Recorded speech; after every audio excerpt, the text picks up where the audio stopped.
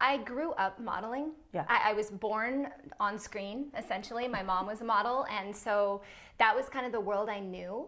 And I think as I went through school and I started to pay attention to what my body was doing and how I was feeling and the demands and the stress of that industry, I started to look at, okay, how could I eat better? How could I take care of myself? How can I make this a long career? And it was also a great source of money for med school. I mean, to be able to model and get through college and get through medical school. Yeah. So a lot of money, short period of time, still can study. I started going to school and I was modeling through school. I would leave school and go shoot an ad and then come back and get back to class. So I had to study on set. There wasn't much option. As everyone was eating their Burger King, I had my little, fruit and nuts and my book open, reading about the physiology of the body. But I've always loved biochemistry. I've always loved physiology. I think it's fascinating. It absolutely fascinates me that you can change your entire system by altering one small thing. Changing how much sugar you take in or how much fat you take in or how much stress you allow to impact you can make a difference on how your metabolism works and how you change and how your cells regenerate and all of that. And it's cool. I mean, everything's reversible. Well, that's crazy because most people think, when if you get sick or you have an illness, that's just it. That's who you are, right?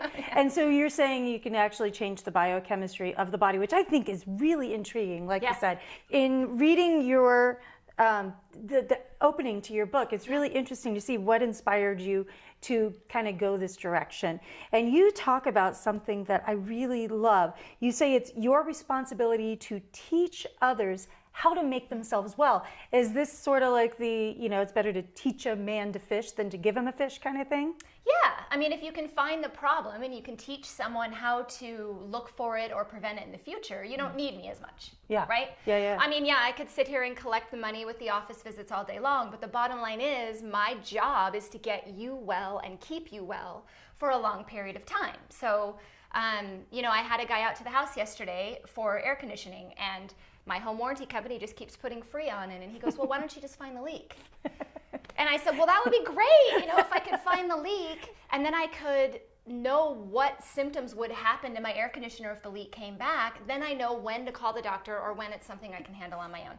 So if I can teach you the triggers for your headaches, for example, and how to manage it at home, right? Much better. You can have a more productive life. Yeah. You can feel better for the long term. And that's what I'm in this for. Yeah. That's why I went into medicine, was to educate and to teach people how to care for themselves. I feel like when you go to some traditional type of medicine, they just kind of cover up the symptoms instead of really fixing what's going on underneath. And it seems like they've just got this set regimen of here's what you do, not based on the individual needs, but based on, just whatever their book says is the right protocol.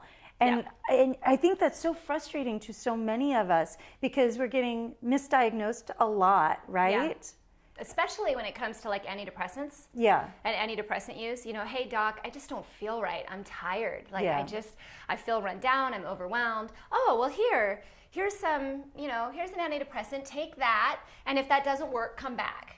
Yeah. And I think it's not clinical depression. It's not feeling well. Yes. It's an intuitive person not feeling like something is right. Yeah. And I think our jobs as physicians, we're supposed to listen. We're supposed to look at that protocol, right? And know it, but also look at the individual person and say, well, what other factors might be altering their biochemistry? I mean, we adapt. Right? Survival of the fittest. If you're faced with a bunch of stress, your body will adapt. Yeah. So when you adapt, you've just put yourself outside of that protocol. Okay. Right? You're not the traditional person anymore. Now you're different. So we're not trusting our own adaptation. Ability to adapt, right? Yeah, we're just assuming that everyone's the same. Well, and I think that, you touched on something that I think that so many of us are, again, the frustration is we go in and they say, oh, there's nothing wrong with you, you're fine. Right. And you're like, no, I'm having issues here, help me. And so you approach things differently when it comes to that. You again, going back to the teaching, so you teach people how to make themselves well, but they're having that frustration of that sort of thing. So, and then they're not getting diagnosed correctly. So, especially when it comes to like adrenal fatigue, which you know, your book is all about. Yeah. And making yourself well. So why is an early diagnosis really important as opposed to being thrown off the trail as what's happening, right? Yeah. So it's progressive. So if the body starts to adapt to stress, there'll be a symptom, and then there'll be another symptom, and then there'll be another symptom, and then there'll be another symptom, and another symptom, and it leads to a disease ultimately. Okay. Right? Diabetes is a great example. You go to the doctor, your blood sugar is supposed to be below 100. Let's say you go the first year and it's at 92.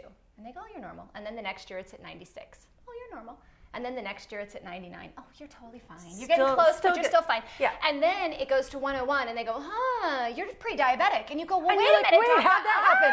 How did that happen? Last year I was at 99. You said I was fine. Yeah. You know, but it's looking at trends and what the body does in relationship to stress. The blood sugar is going to go up when you're under a ton of stress. It has to, because you have to run from the bear, which is an analogy I use, which I know we'll talk about. But you have to run from the bear. You have to have energy to run. You got to keep going. You don't have time to sit down. And so, I don't have time to sit down. No, I don't. Most of us don't, right?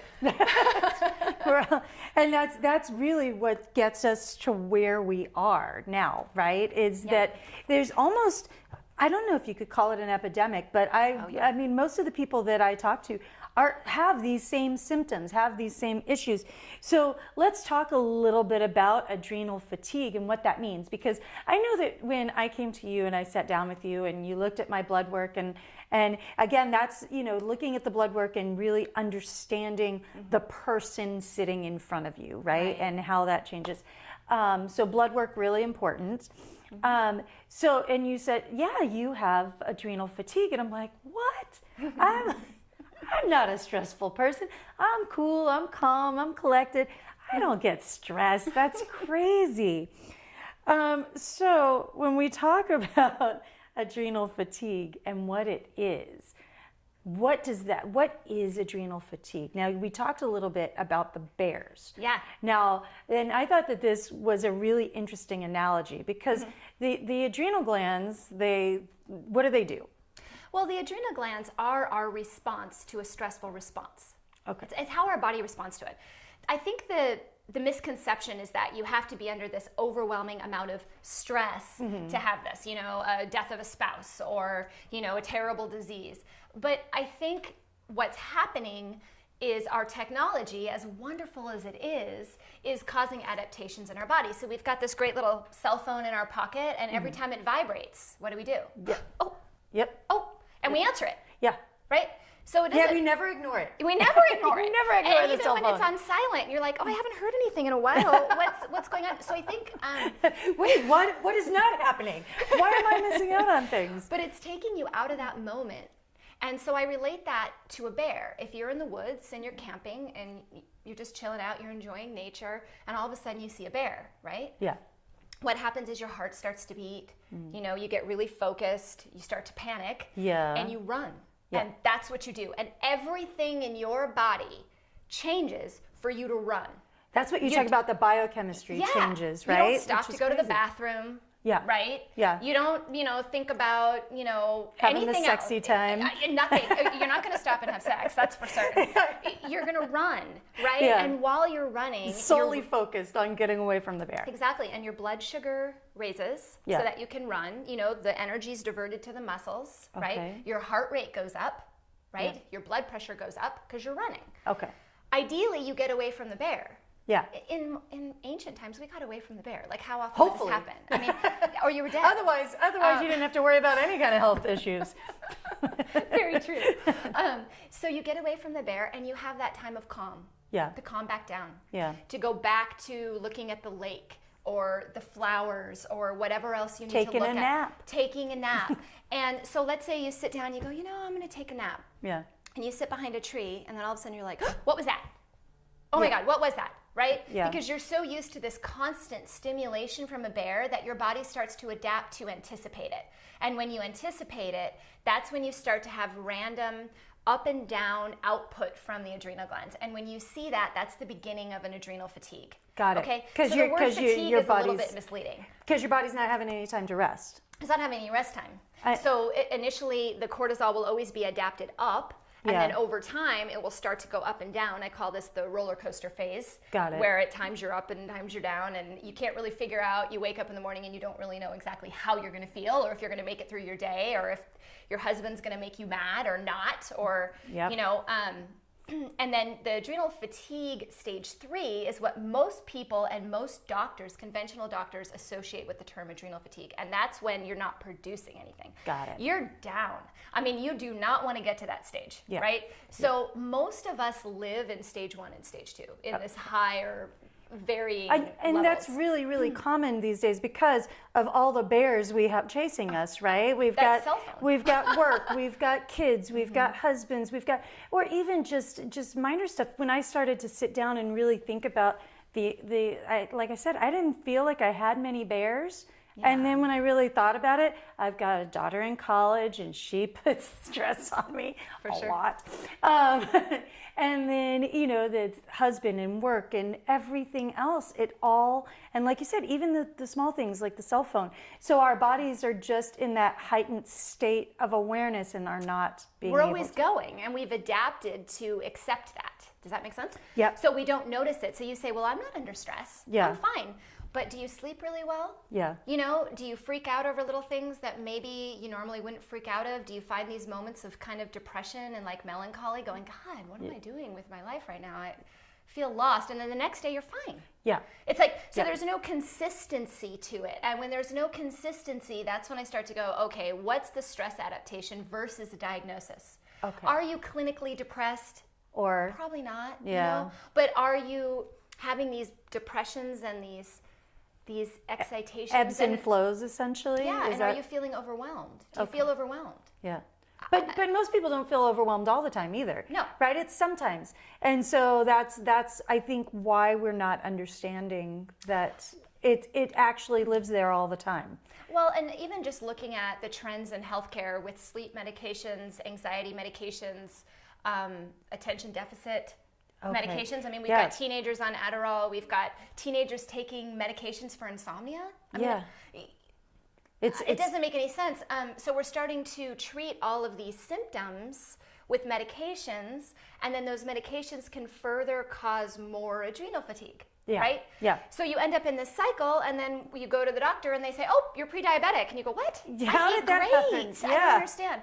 Yeah. You know, and then you're given more medications that deplete B vitamins, and those B vitamins are needed to run from the bear. So then you worsen it. So you kind of get stuck in what I call the hamster wheel. Yeah. Where you're just kind of going and going and going. Yeah. Both mentally and physically, like you kind of get stuck in that rut, and then physically everything just kind of keeps compounding and moving on itself.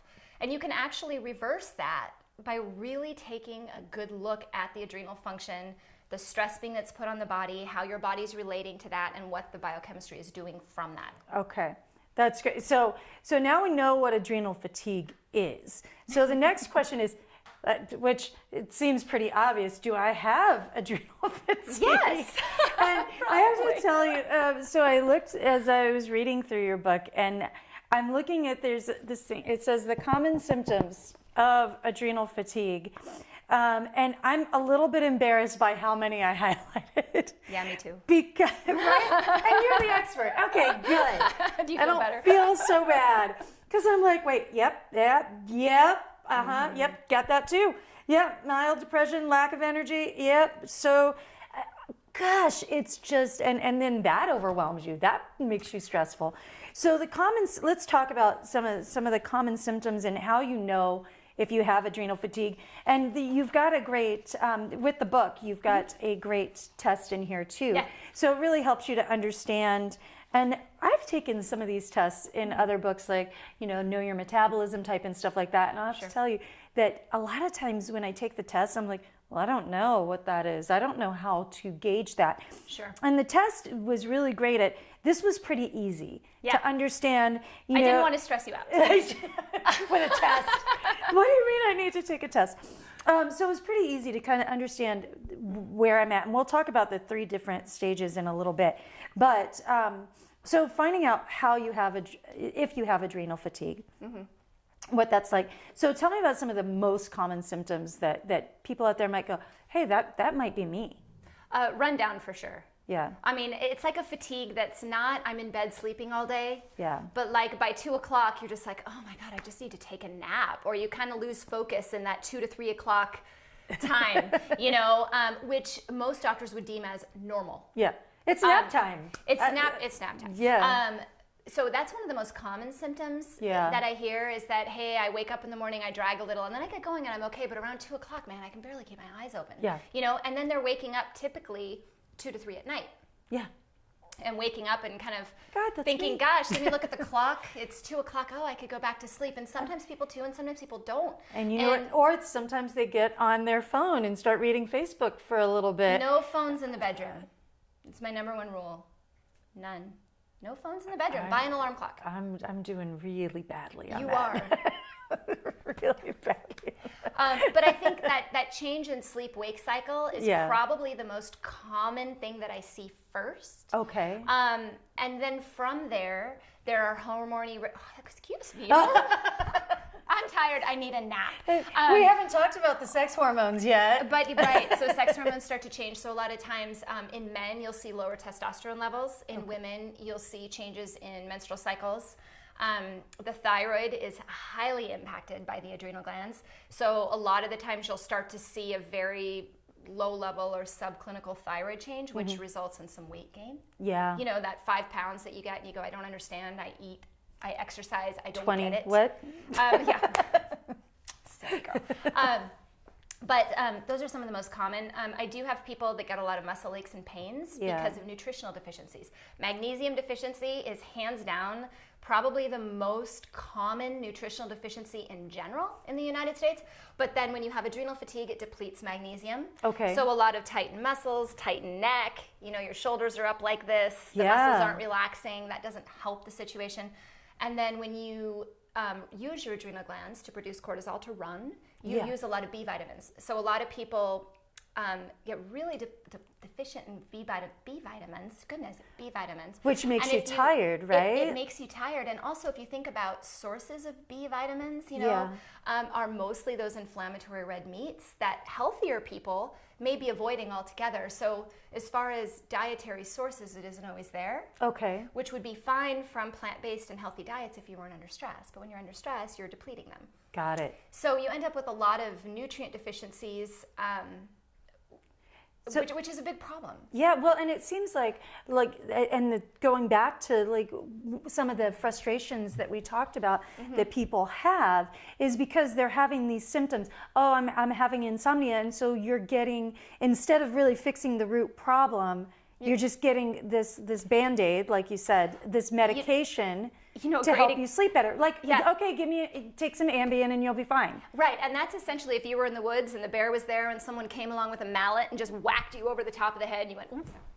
I mean, that's what Ambien is, right? So now you're dead. So it knocks you out. So the bear's still there. Yeah. And your brain is still anticipating that bear, right? It's still thinking, there's a bear, there's a bear, there's a bear, there's a bear. I can't get up. Why can't I get up? Oh my God, I can't get up. Oh my God, I'm stuck down. Oh my God, someone hit me over the head. I can't get up. So you're asleep. Yes. But you're not asleep. Well, and isn't that causing more stress on the body? Yeah, so you can't repair your cells. So at night, sleep is imperative. I mean, it is essential for our functioning, for memory. I mean, when you have a bad night's sleep, you don't remember anything the next day. I mean, you forget everything. So then my husband never has a good night's sleep because he can't remember anything. Or he just doesn't listen.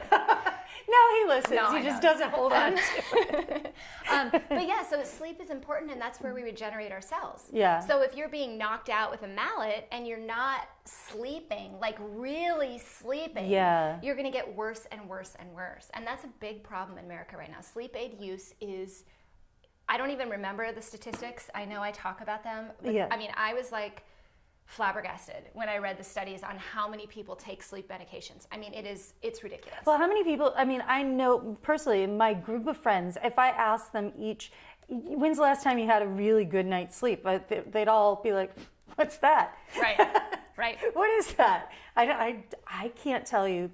Probably on vacation, maybe, was the last time I had a really, really good night's sleep. Oh, you're due for an appointment. Many. Let's fix that. Lots of issues. Yeah. So that's great. I think it's an interesting thing to understand the adrenal fatigue symptoms and understanding where you are in that. So let's talk a little bit about the adrenals, because we've been saying adrenals and adrenal glands a lot, but most people don't know, and I know that I didn't before I read the book. I don't know, what do the adrenal glands do? What hormones? I know that they regulate certain hormones, but what hormones are they, and why is that important? You know, they regulate everything. Yeah. They really do. They regulate everything, and they are basically how we live through stress. Okay. So if you want to survive, you have to adapt to the situation to get through it, and that's what our adrenal glands do. So some of the hormones that are released from the adrenal glands that you may have heard of, cortisol is a big one. Yeah, I hear that in like all the cortisol blockers or cortisol, you know, because nobody wants belly fat. Nobody wants that. Well, and ironically, cortisol in short spurts, you'll actually lose weight. If you ever seen somebody go through a major grief process, let's say they lose their spouse, and you find for the next couple months they lose quite a bit of weight. They can't eat, they don't feel good. That's actually cortisol in short term. But long term, if the cortisol is being released all the time, the body starts to predict that bear, and it changes the way that we utilize insulin. Oh. And insulin controls our blood sugar. So we start to have changes in metabolism because they're worried you're not going to have enough fat to run from that bear to break down for energy. So remember, the best source of energy in our body is fat. Okay. It's not sugar, it's fat. Well, then I got a lot of energy. So you... So silly. A lot of energy. But that's our best source of energy. And so...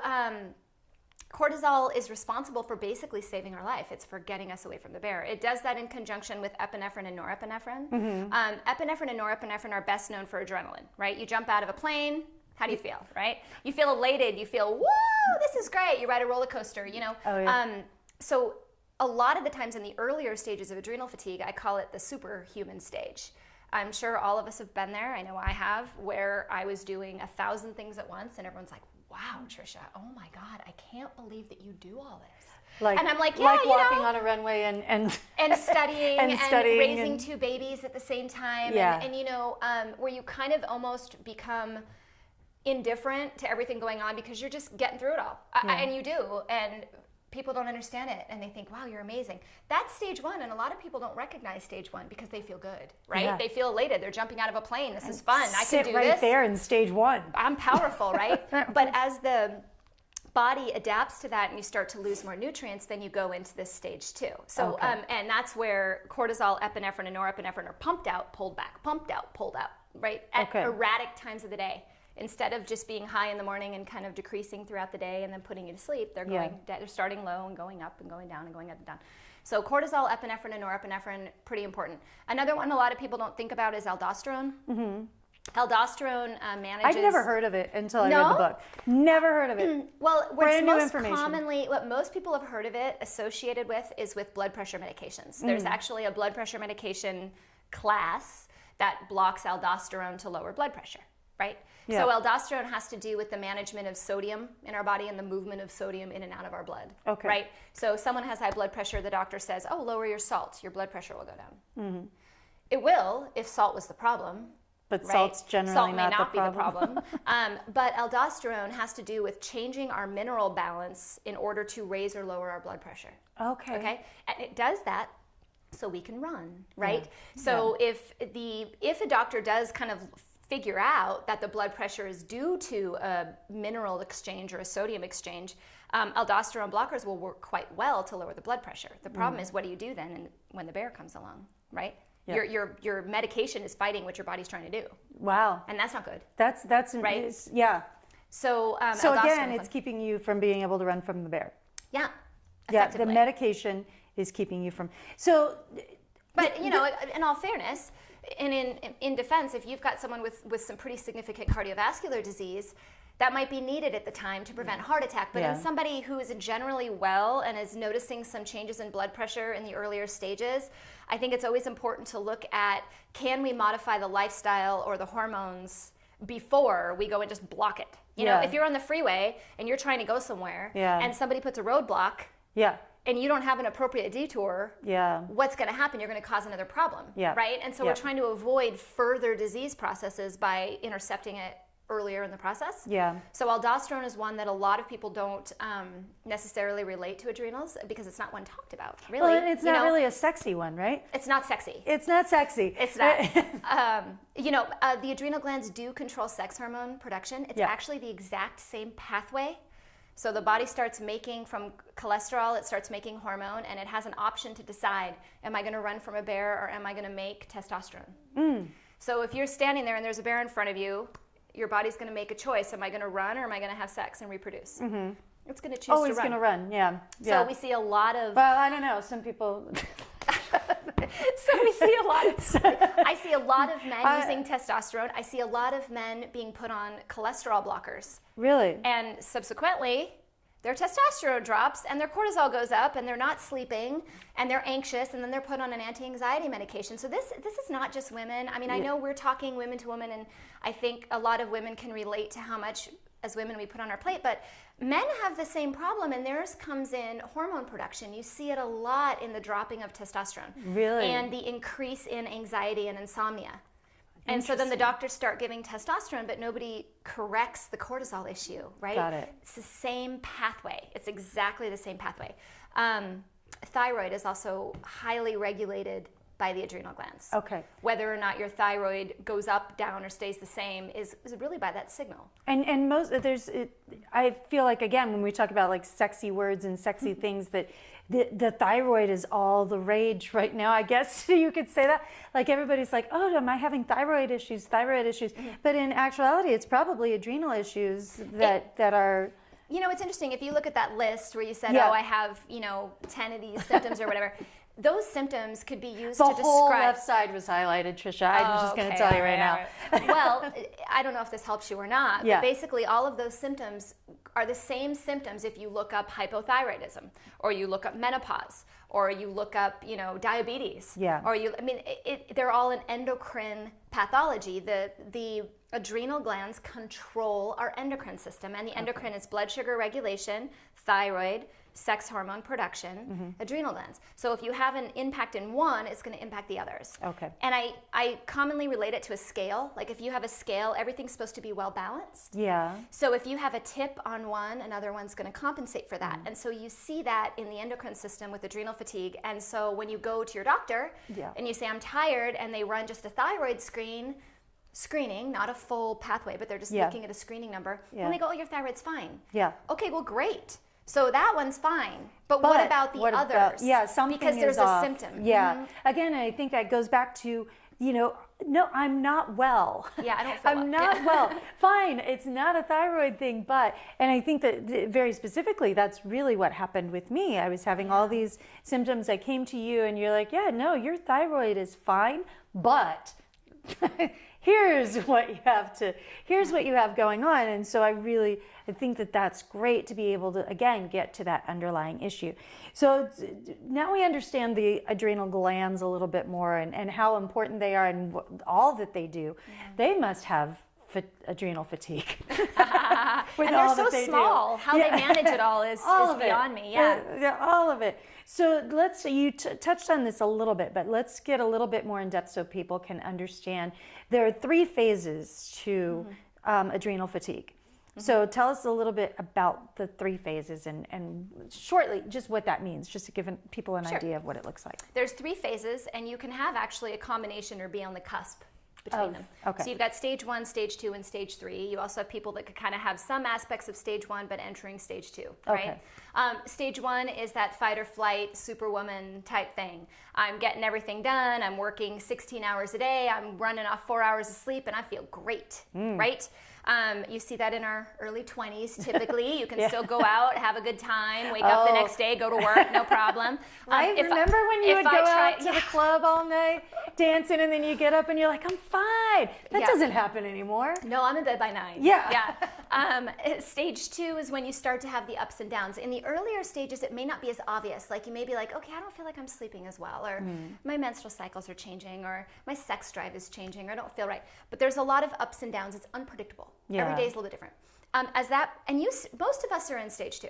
Okay. I know of our age group, most of us are in stage 2. Yeah.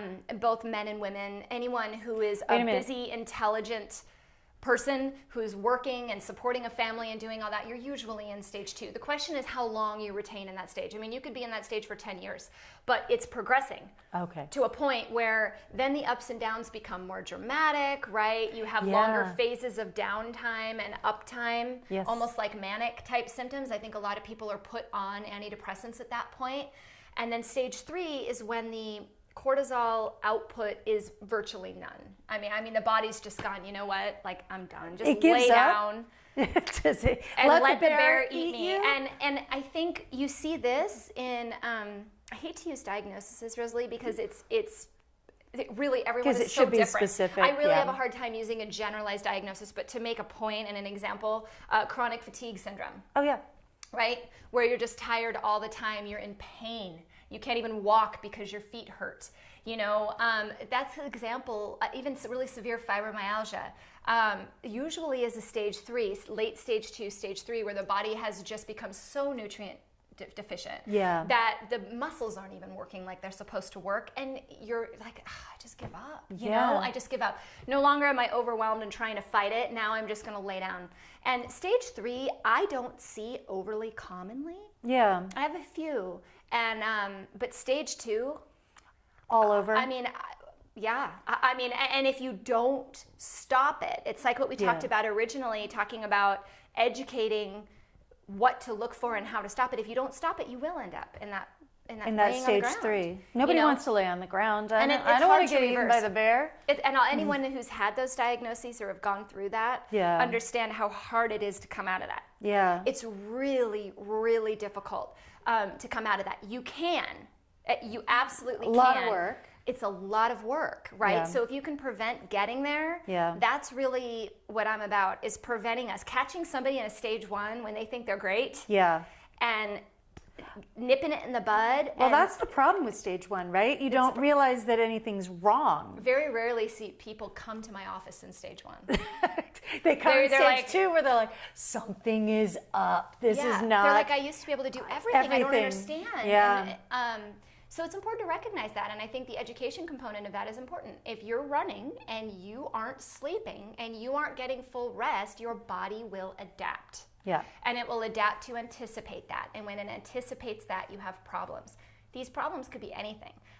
We haven't talked much about the gut. Yeah. But when you're running from a bear, you're not digesting food. Yeah. Well, because your body's not concerned with that, right? Yep. So your acid balance is off. You can't break proteins down. You can't break fats down. You can't turn them into energy. Okay. Right? A lot of people will have reflux. They'll have constipation. They'll have diarrhea. IBS is an adrenal disorder. It is. That's incredible that it all links back. Because you do say that the lack of adrenal function leads to disease. Yeah, absolutely. Leads to disease. And so if we can get everything right in the adrenal function, then we can help prevent some of these diseases like diabetes and things like that you say. Diabetes, cancer. I mean, tons of examples of people with cancer and looking at their stress levels and their outlook on life and whether or not they pull through or not. Really? With the same prognosis. Yeah. One person lives, one person doesn't. So I always wonder, what makes that one person different than that person? Was it the cancer? You don't different know. Types of cancer, or how your body's responding to it. Yeah, and this is from a personal place. I lost my mom to cancer, right? And it's watching her with adrenal fatigue go through chemo versus sitting in a room and watching somebody who's in a different situation go through it, and the reactions to the two. I mean, the way that our bodies react to things are based a lot off of how we manage and process stress. Got it. you know, these mindfulness exercises. I have a coloring book here for adults, and it's the mindfulness coloring book. I'm going to get that for my husband. Yeah, where you sit and you color, just to focus your brain on something else, so that your body can come down from that phone in your pocket. Yeah. That buzzes all day long. All day long. Well, and like you said, even if it's not buzzing. So adrenal function, key to a healthy lifestyle. Absolutely. So that's great. Without a doubt. I think that we've got some great information in here. Of course, we'll talk more later about the in-depth stuff. Yeah. But I think we covered everything that we wanted to in the 3 stages of adrenal function. Yes. I've learned a lot. I have homework to do.